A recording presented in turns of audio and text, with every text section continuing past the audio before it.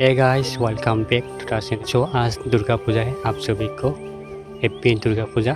आज कोसीगांव का सारा पंडाल, जो दुर्गा पूजा का पंडाल होता है ना, वहाँ जाने की कोशिश करूँगा। हमारे कोसीगांव के एरिया में भी है, सबको कवर करने की कोशिश करूँगा।